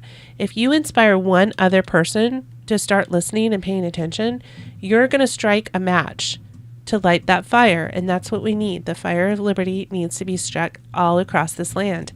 And so with the warrant article, so it sounds like your town is what we would call an SB2 town. Is that correct? Yes, it is. So where I live in Loudoun, we don't have the school and the town on the same day. So it's even more painful. We have a Thursday night, we have to go to the high school and listen to the high school budget and voice our concerns. We get the opportunity to vote that night, yes, on their proposed vote budget, or no, this is not okay. And to either default to the previous year's budget or to do something what's called a warrant article. What is a warrant article, Claudine, if you were to explain it to the viewers? A warrant article is, one is from your elected officials, your select board, your planning board, your zoning will place out either questions or items that they would like to purchase, either with the use of the surplus funds or unassigned fund balance, or to receive approval to budget that article in that current budget. So this is where things get a little sticky depending on how it's being paid for. Either way, you're going to pay for it. So if it's unassigned fund balance and they tell you it's not going to cost you anything, it already did. They're just taking the surplus, so to speak, the unexpended funds, either because they have a lower head count this year, but they're still budgeting for the full head count that they're looking for. So, for instance, your police unit may require 8 or 10 officers on the budget, and they only have 6. Well, you're still paying for the 8 or 10. And then so there's some residual balance. And that's how sometimes they like to get their little toys or things that they would call retention items to keep their employees in check. There's all ways to so they'll give manipulation. So it's not just my town where they have the no tax impact. You know, they'll have this where they want to spend money on something, and they'll say no tax impact, no tax impact. But they're taking it out of all these trust funds, and then later on in the afternoon, all of a sudden we've got to take all this money to replenish these funds, and now there's a tax impact. So you always want to go through, I always go through the lens of the eye of the mom who's working 3 jobs, the single mom working 3 jobs. Is this how she truly wants us to spend her money right now? And if it's not, I get up and I speak to it. And I say, nope, I don't think we need to do this. I'm more worried about the disenfranchised in our community and their ability to keep their home and be able to afford their property taxes and not have to go into Section 8 housing. And that this is not okay. We're not going to spend our money this way. And I got to tell you, I don't know about your town, but in my town, the only people that typically show up for these are town employees and their families. And we typically lose by about 30 votes. And it's absolutely wild because it is 70%, if not 100% between the school and the town, your property taxes, which is the only tax we pay in the state of New Hampshire. And yet we don't show up to the budget votes. Mm-hmm. Exactly. Even in really red towns. Most residents are, they're uninformed and they're uneducated. The thing also about the unassigned fund balances is that related into the general fund, which then can be used, a good percentage of it can be placed towards the tax impact. So therefore your taxes would be lower. So that's how it's favorable to the taxpayers. But see, if they use that unassigned fund balance and then they pay for items that people are voting for, you've lost that opportunity to reduce your taxes and you've lost your say whether you want them to have. So it's another great thing that I've learned this year, and it's by the legislator, is that we do have binding and non-binding warrant articles through petition. This is where it gets to be a lot of fun when you are a voter in town and you can utilize what is called the binding, their current RSAs that have been passed through legislation, and you can use those to your advantage to kind of tighten up the straps on some of the things that might be happening in the local government.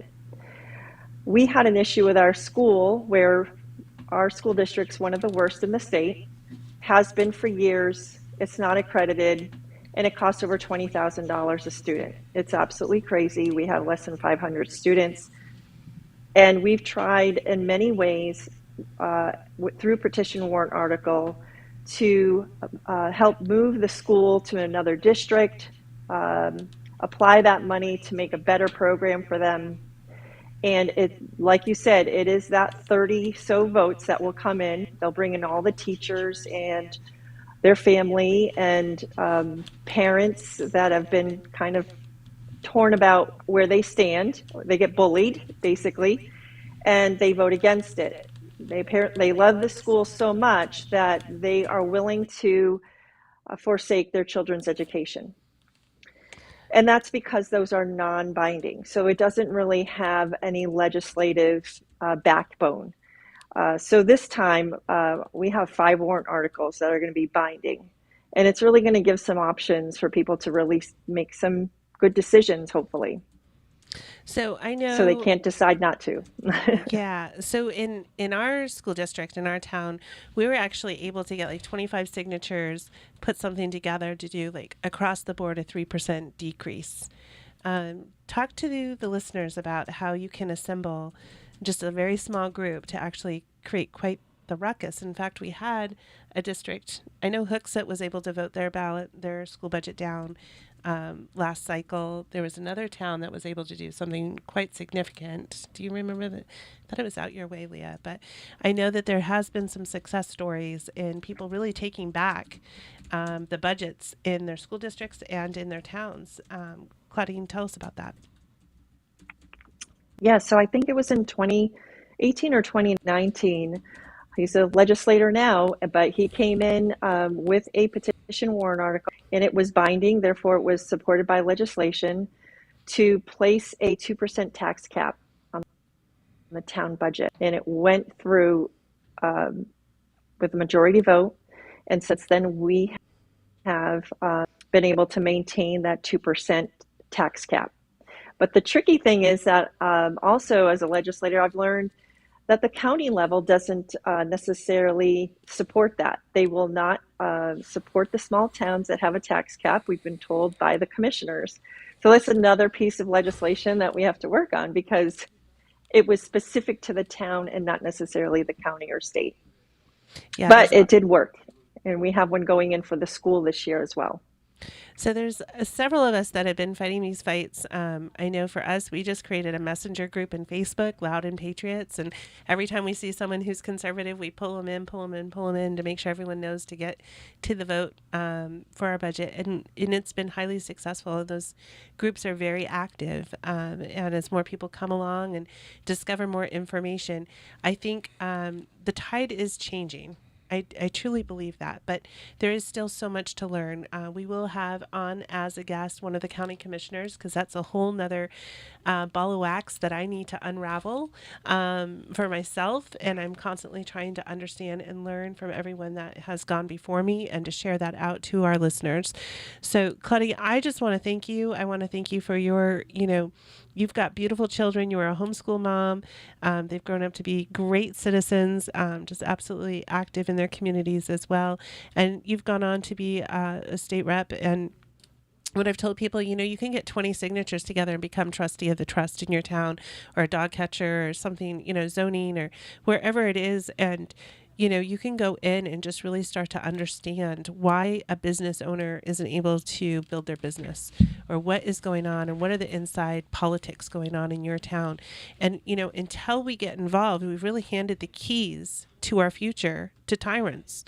And, it's our own complacency, once again, that things have gone off the rails.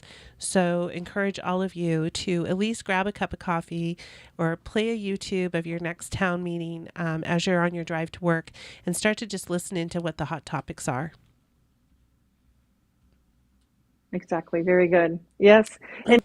And definitely just have a few people over once a month and start talking about your complaints and taking those complaints into action. And don't be afraid. A lot of people say social media is horrible because people get really rude and nasty with each other, and they would never say that face to face.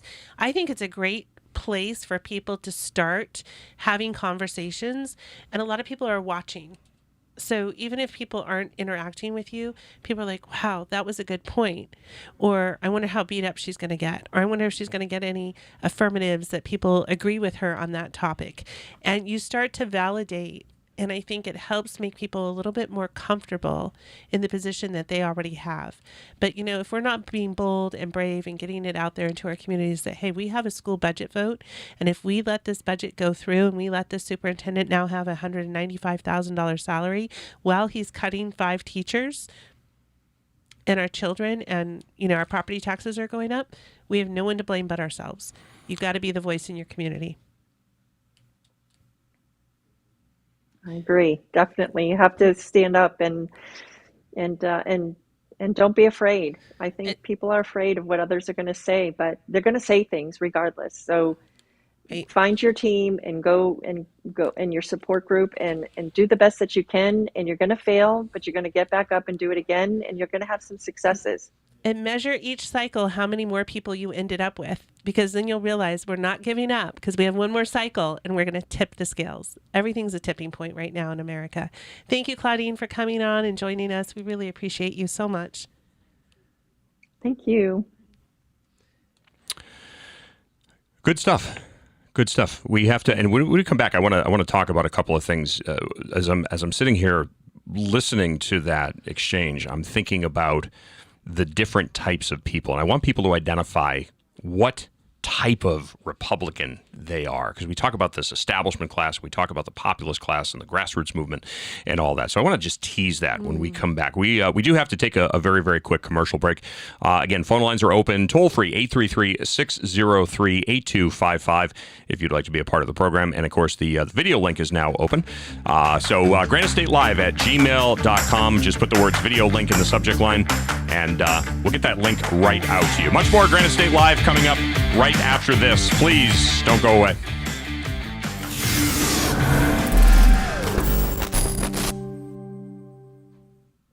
When I never graduated from high school, I realized I wanted to go back to school because I didn't want to work these back-breaking jobs the rest of my life. With the help of my father and having my son, that was all the motivation that I needed to come back to school. I felt accomplished, made me feel that I could take on whatever challenges life throws at you. Find free adult education classes near you at finishyourdiploma.org.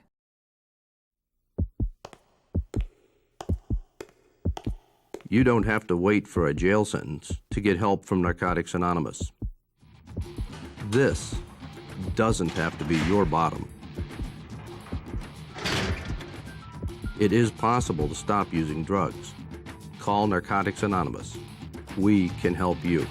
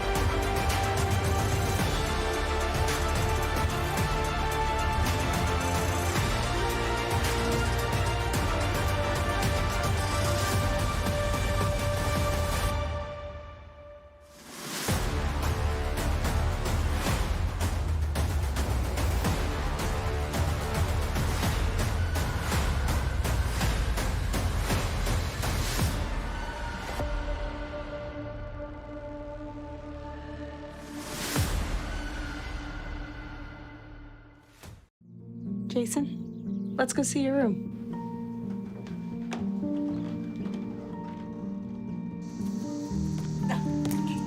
That's not right. How was it? Is it good?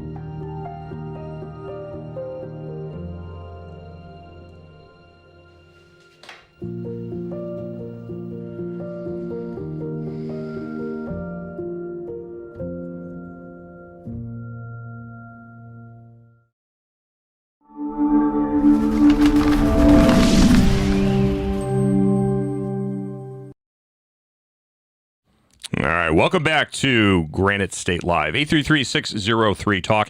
That's 833-603-8255 if you'd like to jump in on any aspect of the conversation. Good stuff tonight. Yeah, that last commercial always makes me want to cry. Yeah, A kid that just wants a home, Yeah. just a bedroom. But yeah, if you have had your situation with family courts, call in. Tell us what you've got going on. If you've been participating with your school budget, your town budget, feel free to call in, tell us where you're at, how people can find you. This needs to be a roundtable. We want this to be interactive with you guys. Email us, tell us what you want for your next topic. If you'd like to come on and be a guest, we'd be more than happy to entertain what is passionate, what's important to you. But, you know, again, Keith, everything I look at, you want to talk about the different Republican voters that are out there, is that we have got to link arms for liberty. We've got to come together, those of us that are passionate, whether it be about the school, whether it be about kids in state care, property taxes, gun laws. We can all be all over the map, right? But we're all still at the core. We want less government. We want the freedom to go live our lives in safety and pursue our happiness. And we can do that if we assemble. We can get the right people in place that have the common sense. We see it with Trump. Like, he has just been nonstop the last 2 weeks. And common sense after common sense after common sense, doing the right thing. And that's all we need, is people who are willing to do the right thing. And that's integrity, doing the right thing even when there's nobody there to see you do it. I teased this before the break, and I want to bring this up. Now, again, I mean, when I say the three types, I say the Republican Party is comprised of three types. Now, these are the people that are active. I'm not talking about the people that are sitting on their asses in their Barco loungers expecting everybody else to do the work, which, of course, is, you know, that's unfortunately what happens. It's, I want somebody else to do it for me because I don't want to be inconvenienced. Yeah, that's designed to be an inflammatory statement, because there are people that are listening right now who are expecting everybody else to do the heavy lifting. They want to reap the benefits and the rewards of somebody else's hard work. It doesn't work that way. For people who are actually involved, the Republican Party, in as best as I can break this down, is comprised of three different types of people. Number one, and I think this represents you, this represents me, this represents the majority of people that I speak with, people who are desperate to retain their rights. Now, I want you to go back in time. We'll go into the way, way back machine here. Think about what happened when the transition between President Trump and President Biden occurred.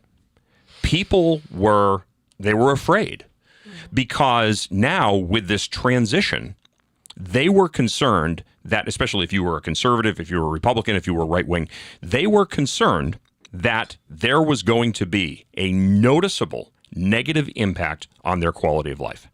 Now, it shouldn't be that way. The way that our political system is set up, okay, you know, so if a Democrat's in office, all right, maybe you're going to get some higher taxes, maybe you're going to get some more, you know, liberal or progressive policies. It should not represent an absolutely massive, quantifiable change to your quality of life.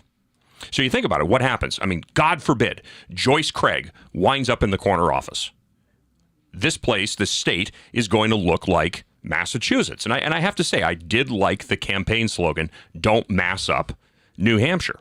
I used to live in Massachusetts. I grew up in Massachusetts. I got out of Massachusetts in 2005. Best thing that I ever did. Never looked back. I wouldn't move back there if you paid me. It's a beautiful state. Unfortunately, progressivism, liberalism, the Democrats have screwed that state beyond, I think, anything that's fixable in the next couple of, I mean, it's going to take some time. It's fixable, but it's not going to be something that's going to happen in 1 or 2 election cycles. That being said, people who are desperate to retain their rights. I don't want to pay higher taxes. I don't want to have a dividends tax. I don't want to have increases in property taxes. I don't want a sales tax. I want to keep more of my money.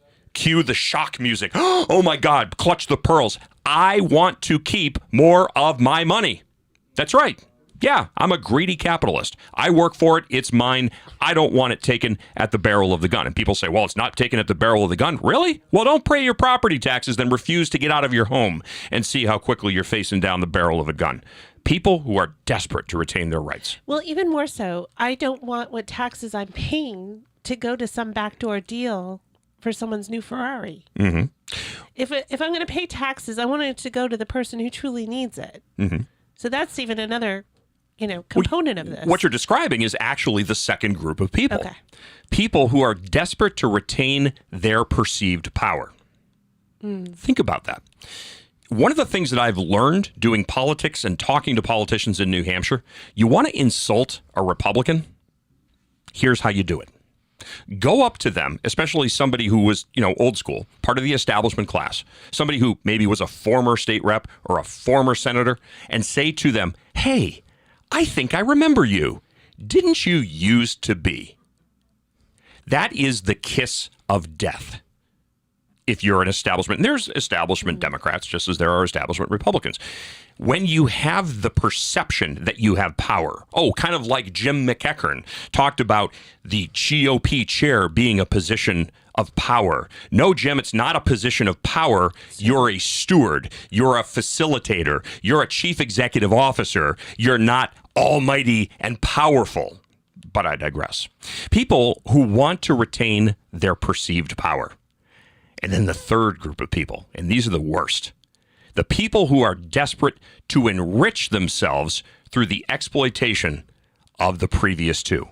Because the grifters are the ones who want to monetize those who want to keep their perceived power and those who want to retain their rights. We got a caller. Steve from Merrimack. Welcome to the program. What's on your mind?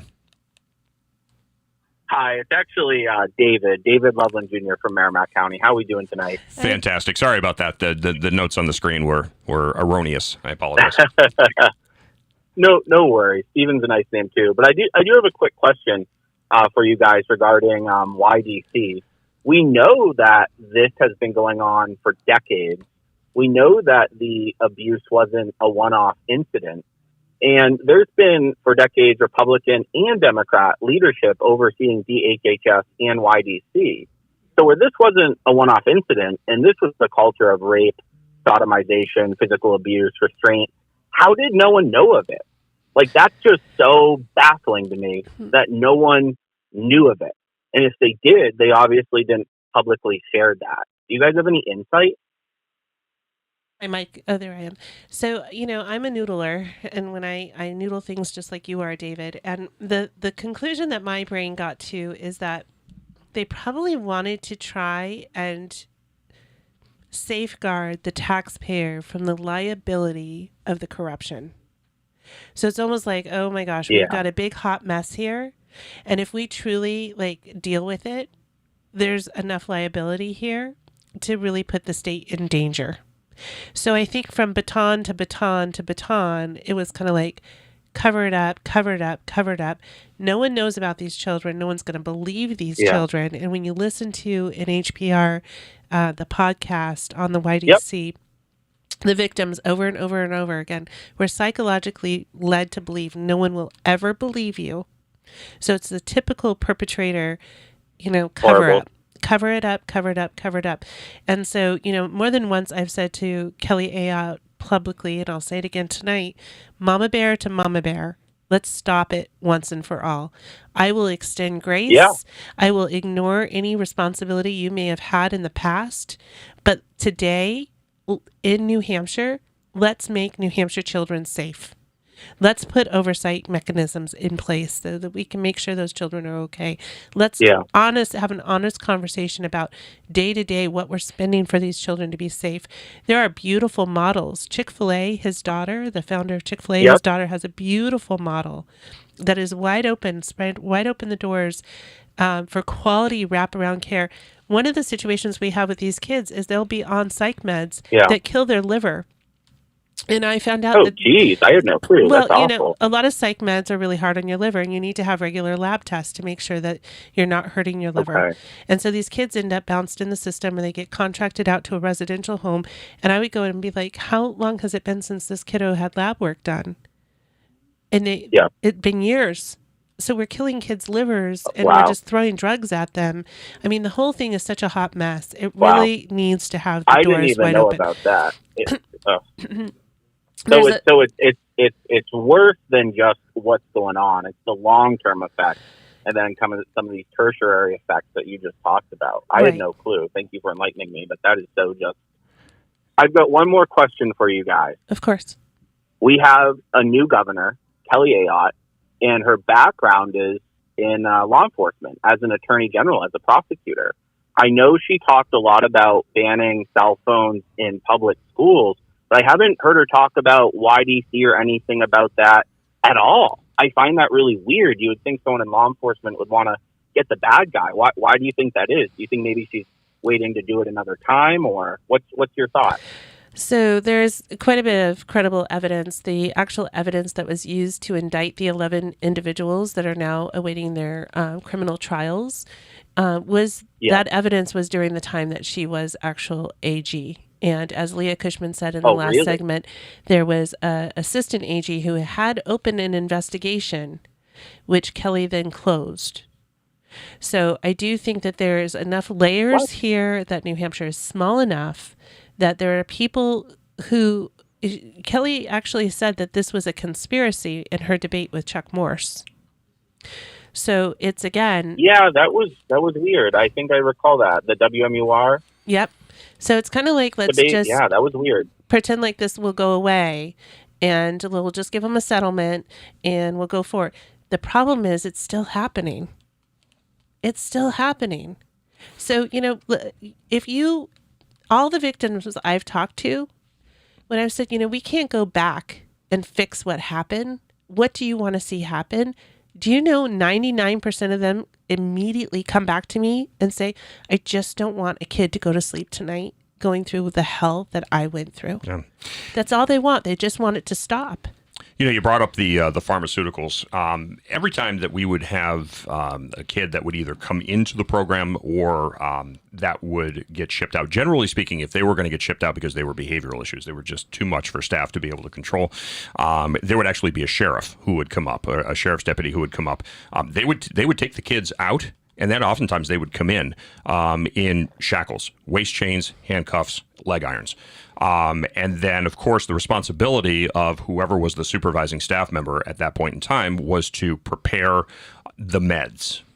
And you want to talk about meds.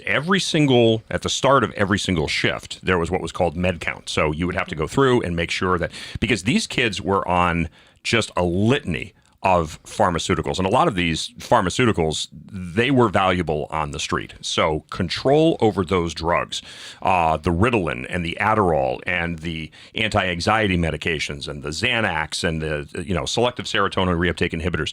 It was not uncommon to hand that sheriff's deputy, along with that child's belongings, a paper shopping bag filled with meds. How often did your kids get lab work? To the best of my knowledge, I didn't see them getting lab work. It was one of the first questions I asked when I was on that panel with Joe Ripson. I said, these kids are all on psych meds. Where's your nurse? But it's money. I mean, it's money. That's the bottom line. As long as, and this is, make no mistake about it, the residential care programs, and this is not just in New Hampshire. They're in Vermont. There's a ton of them in Massachusetts. It's profitable. It is a business. Yep.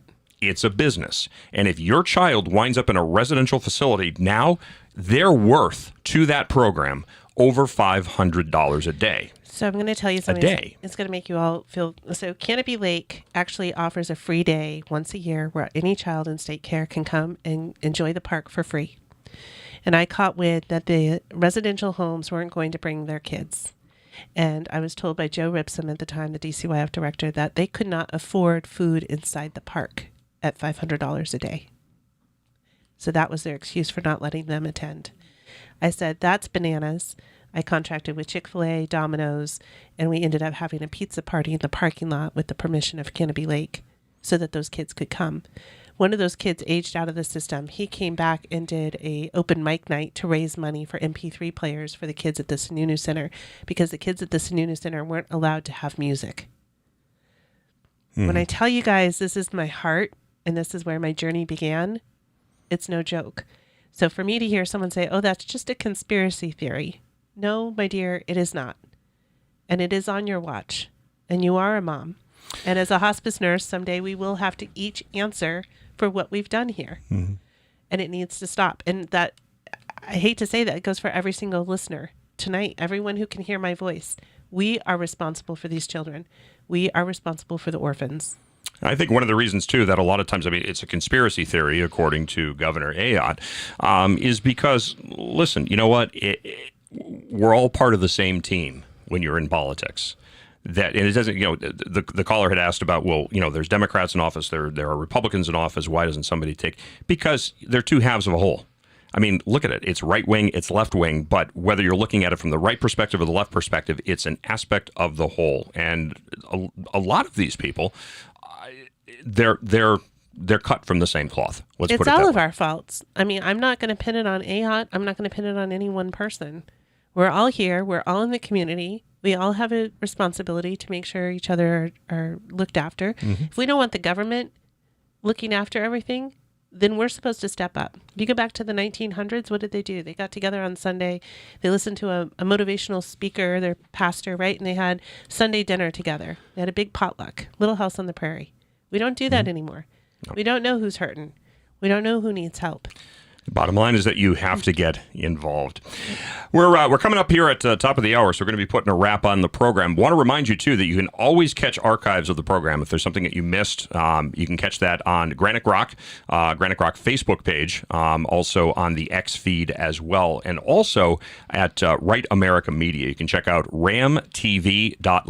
That's ramtv.live, and I think the actual link is ramtv.live/GSL. But if you just go to ramtv.live, you can check out the archives as well, too. And speaking of Granite Grok, shaking up politics and keeping politicians on their toes for nearly 2 decades.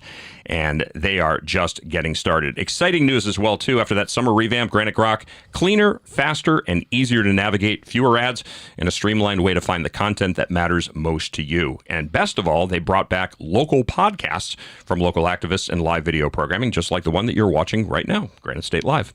Got something to say? The Grok has made it super easy for you to get your op-eds and press releases published. Just email Steve McDonald at Steve at granitegrok.com. Again, that's Steve at granitegrok.com. And if you believe in supporting independent journalism, you can make a contribution at the bottom of each page via the donation link. And remember, the reason why I like Grok, and listen, you go on there, they've done hit pieces on me. So, listen, I'm supporting them. That's a long time ago, but it's always fun to go into the way back machine. Powered by readers and viewers, not by politicians and advertisers. That means that they answer to principles, not politics. So be sure to bookmark granitegrok.com today. That's granitegrok.com. Check them out also on Facebook and X. And don't forget, archives also available at ramtv.live. ramtv.live. All right, good program.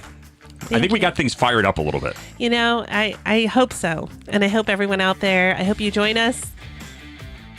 All right, we got much more coming up next week. Be sure to watch for the teaser. I'll be putting that out here in the next couple of days. But until then, I'm your host, Keith Hansen. And I'm Tenacious Therese. God bless you guys. Stay safe. Be well. Look forward to joining you right here, 7 p.m. next Tuesday night. Take care.